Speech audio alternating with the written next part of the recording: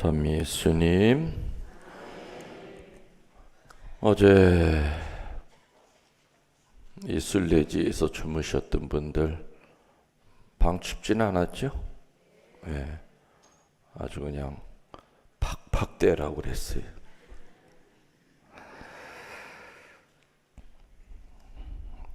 오늘 일독서 한 형제님,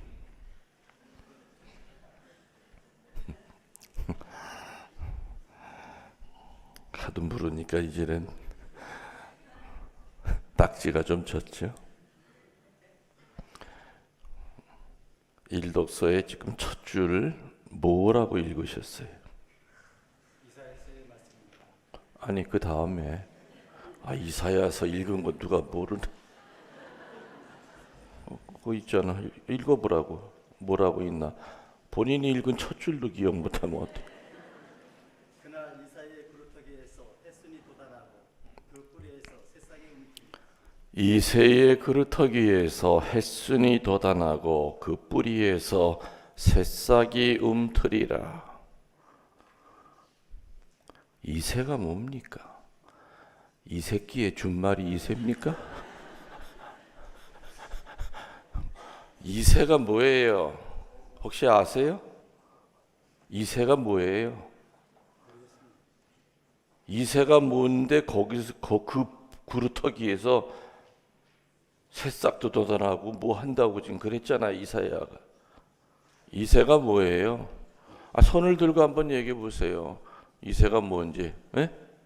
뭐예요? 맞았네. 박수 쳐주세요. 에? 이새는 다윗의 아버지 이름이에요. 처음 알았죠? 해마다 이새의 그루터기. 우리 아가다 수녀님은 알고 있었어요? 솔직히 얘기해봐. 괜찮아. 있었어요? 에? 얼굴 표정이 뭐 근데 알고 있는 표정이에요. 도매금으로 넘어가려고. 우리 자매님 본명 나 자꾸 잃어버려요. 라우렌시아. 그래.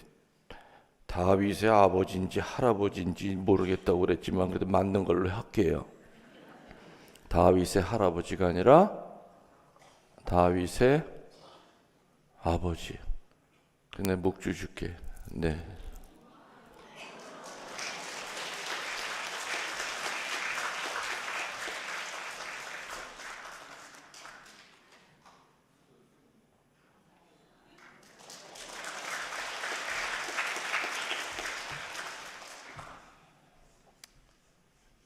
부러워만 하면 뭐하나.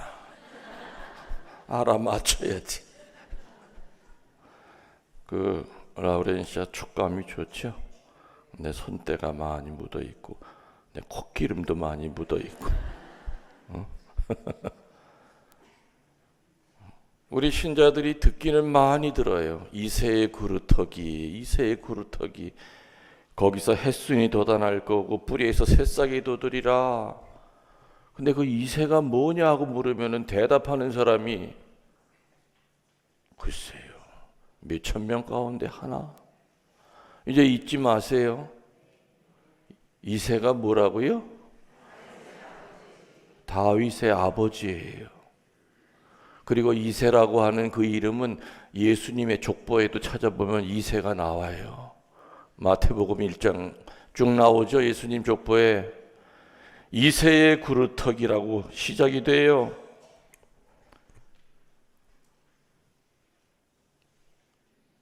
이새의 아들이 누구라고요?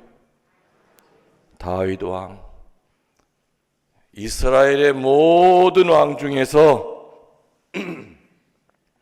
가장 어질고 가장 현명하고 가장 왕권이 든든했고 어떤 왕보다도 하느님께 대한 그 충성도가 하늘을 찌를 것 같았던 왕이 누구라고요? 다윗. 그런데 이 위대했던 다윗 왕 그 밑으로는 거의 모든 왕들이 다 타락을 했어요. 타락을 해가지고 우상 숭배에 빠지고, 나중에는 이 왕들이 이짓거리를 자꾸 하니까 나라가 어떻게 돼요? 둘로 쪼개져요. 둘로 쪼개지니까 힘이 없다 보니까 주변에 있는 나라들이 다 침범을 해. 바빌로니한테 점령당하고, 페르시아한테 점령당하고, 그리스한테 점령당하고, 나중에는 로마 제국의 또 속국이 돼버려요. 그루터기가 뭡니까? 나무를 자르면 제일 그 뿌리 가까운데 제일 밑둥을 얘기하죠. 어쩌다가 가뭄에 그 자른 밑둥에서 싹이 날 때도 어쩌다가 있지만 대부분은 그냥 바짝 잘라놓으면 그 나무 살아요? 죽어요? 죽어요. 그래서 그루터기는 죽음을 나타내요. 소멸을 나타내는 성서 등장하는 단어죠. 다윗 왕 이후로는 이스라엘은 죽은 나라였어요. 왜? 왕들이 하나같이 개판이었어요. 그 다윗 왕이 이루어놨던 그 찬란했던 것은 왕들이 다 까먹고, 나라는 두 쪽으로 갈라지고, 힘이 약하다 보니까 이놈 저놈들이 와서 백성들 끌어다가 노예살이하고. 여러분들 아시잖아요. 이스라엘이라고 하는 그 왕국이 만들어지기 전까지 얼마나 고생들 많이 했는지 아시죠? 에집트 땅에서 수백 년 동안을 노예살이 했지 않습니까? 모세를 통해서 광야에서 40년 동안의 그 시련을 겪으면서 우상 숭배에도 빠져보고 하느님의 벌도 받아보고, 그래서 가나안 땅에다가 이스라엘 왕국을 마련한, 기가 막히게 정말 힘든 가운데 만들어진 왕국인데, 사막에서 헤맬 때도 그 인간들은 금송아지 만들어 놓고 우상 숭배에 빠졌었죠. 근데 다윗 왕 이후로도 왕들이 앞서서 우상 숭배, 그 중에 제일 대표적인 왕이 솔로몬이에요. 시바의 여왕 이야기가 바로 솔로몬 시대 때 나오죠. 아프리카에 있는, 얼마나 이쁜지 모르지만 아무튼 이쁘대요. 그 여자가 솔로몬 꼬시려고 왕궁에 들어와서 요사스러운 짓을 했죠. 그리고 그 여자가 들어올 때 아프리카의 온갖 부족들은 다 갖고 들어오고 귀신 바가지들은 다 끌고 들어왔단 말이에요. 그럼 그 거룩할 왕궁의 방마다 이름도 모르는 이상한 석상들이 전부 다 세워지고, 아주 솔로몬 때는 그 우상 숭배가 절정에 달았었죠. 이러면서 자꾸만 이스라엘은 망가지기 시작해서 말 그대로 새싹 하나 나오지 않을 뭐가 됐다고요? 그루터기가 된 거예요. 죽은 나무 밑바닥이 돼버린 거예요. 그런데 이사야 예언서는 그 죽은 나무 그루터기, 그래서 그루터기는 뭘 나타냅니까?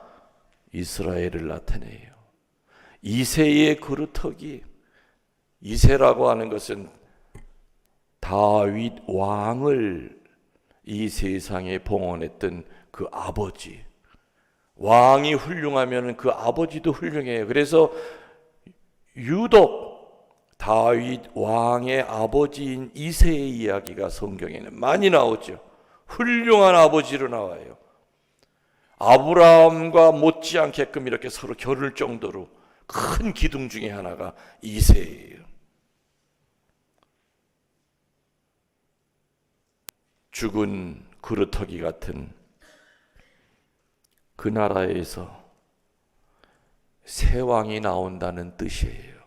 이새의 그루터기에서 햇순이 돋아날 것이요 그 뿌리에서 새싹이 움트리라. 이렇게 지금 망가진 이 이스라엘에서 새 왕이 나올 거라고 하는 예언을 누가 한 거라고요? 이사야 예언서가, 이사야 예언자가. 그리고 그 왕은, 이렇게 죽은 나라에서 새로 나올 그 새 왕은 하느님의 온갖 영을 다 받은 자로서 세상을 변화시킬 왕이다. 세상을 어떻게 한다고요? 변화시키게 된다. 그러면서 오늘 독서에 뭐라고 나옵니까? 그 변화는 어느 정도와 같은 변화다? 늑대가 새끼 양과 같이 노는 변화예요. 사자가 송아지랑 같이 놀아요. 곰이 암소와 친구가 돼요. 이런 일이 가능한 일이에요?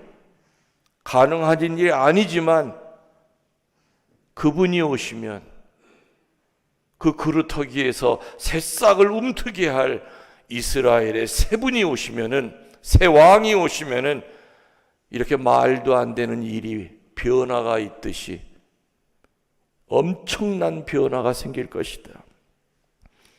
사자와 늑대와 곰은 사나운 이빨과 발톱을 가지고 있지만 그 새 왕이 오시면 자기 본능대로 살지 않는다는 뜻이지요. 양순하게 된다는 그 뜻입니다. 믿을 수 없는 일이지만은 사실이었죠. 수백 년이 지나서, 이사야가 이 예언을 한 수백 년이 지나서 새 왕이 오셨습니까? 안 오셨습니까? 오셨어요. 그 새 왕이 오셨을 때 이사야가 예언한 대로 실제로 말도 안 되는 일들이 벌어지기 시작했어요. 몸 파는 장녀가 습성대로 살지 않고 그 새 왕을 만나고 난 다음에는 깨끗하고 거룩한 몸으로 바뀝니다. 아멘.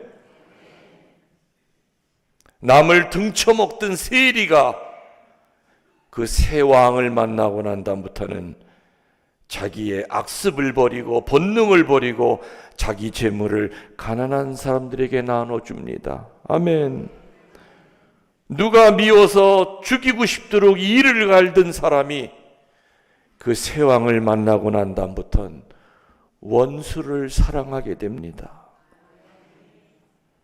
그 새 왕은 심지어 썩어 문드러진 시체까지도 부활시킵니다. 이사야 예언자는 절망에 빠진 이스라엘 백성들에게 지금은 잘라내버린 죽은 나무 그루터기 같지만은 절망하지 말아라. 언젠가는 이 그루터기에서 죽었는 줄 알았는데 새싹이 움틀 것이다. 새 왕이 오실 것이다. 예수님을 체험하면, 예수님이 오시면 세상은 자기의 본능이나 습성대로 살 수가 없는 겁니다. 하느님의 말씀과의 그 싸움을 통해서 지든지 아니면 끝까지 악쪽에 남든지 선택만이 남아있다는 뜻입니다. 찬물도 아니고 더운 물도 아니면 나는 너를 뱉어버릴 수밖에 없다. 오늘 복음에서 세리자 요한은 하늘나라가 다가왔으니 회개하라고 외칩니다.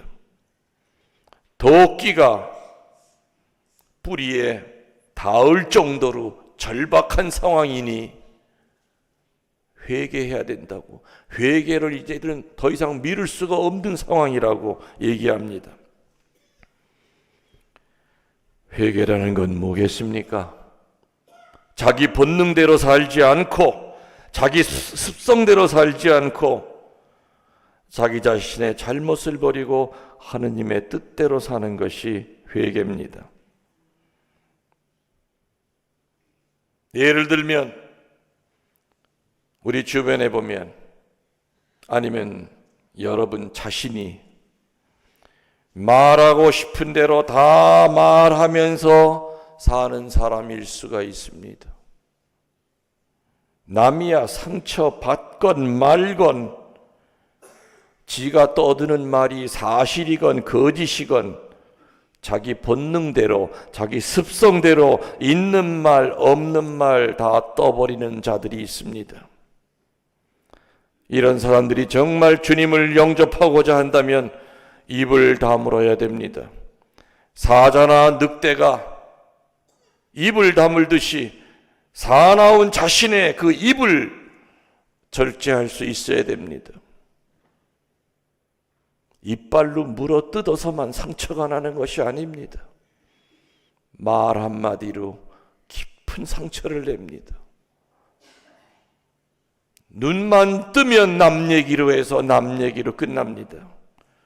그 작자의 그 입에서 남 칭찬하는 말 한 번도 나오질 않습니다. 그저 어떻게 하면 흠집을 내나, 나보다 능력 있고 잘난 사람이 있으면 어떻게 쓰든지 끄집어내려야 되나, 쓰고 싶은 대로 다 쓰는 사람들이 있습니다. 마시고 싶은 대로 다 마시고 탐욕을 부리고 싶은 대로 다 부리는 사람들이 있습니다. 그런 자들은 그 습성을 버리고 생활 태도를 고쳐야 합니다. 새 왕이 오시면은 예수님을 영접하는 자는 반드시 변화가 되어야 됩니다. 예수님 당시에 아까 얘기했죠? 몸 파는 창녀가 거룩한 영과 몸으로 바뀌는 변화가 일어났다고 그랬어요. 횡령하며 치부했던 세리가 그 새왕을 만나고 난 다음부터는 가난한 자들에게 모든 재산을 다 나눠주는 사람으로 바뀌었다고 그랬어요. 죽이고 싶어서 칼을 품고 다니던 자가 그 칼을 다듬어서 보습으로 만들어서 농사를 줬다고 그랬어요. 새 왕은 이스라엘 그 죽은 나라에 꽃을 피우게 하는 그 새 왕은 칼이나 창으로 세상을 다스리는 왕이 아니었지요. 이스라엘은 다윗으로서 성군의 시대는 끝이 났던 겁니다. 그 후부터는 엉망진창 음란과 우상 숭배에 빠졌던 왕으로 어두운 역사가 시작이 됐죠. 그래서 일반 서민들은 좌절에 빠질 수밖에 없었어요. 바빌론한테 끌려가서 노예 생활을 하다가 간신히 도망쳐 나오면 페르시아가 또 쳐들어와서 또 그 인간들 밑에서 또 노예살이하고, 그거 끝나고 나면 또 그리스가 또 쳐들어오고, 그거 끝나고 나니까 로마 제국까지도 한 입에 먹어버린 거 아닙니까? 그야말로 이스라엘 백성은 우리 민족은 선민이라고 생각했는데, 하느님이 특별히 선택한 민족이라고 생각했는데, 그래서 모세도 보내주시고 아브라함도 보내주시고 다윗 성왕도 보내줬는데 어쩌다 우리 꼬라지가 이렇게 됐을까? 세상에서 가장 약한 민족이 됐구나. 과연 그 메시아는 언제 올 건가? 이사야가 그토록 얘기했던 세상을 변화시킬 그 메시아는 언제 오실까?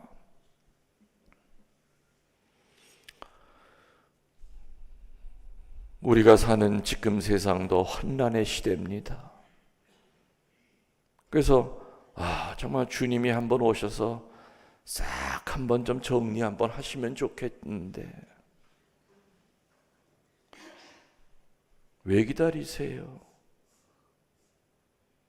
미사 때마다 성체의 모습으로 여러분들한테 들어오시는 건 주님의 재림 아닙니까? 맞죠?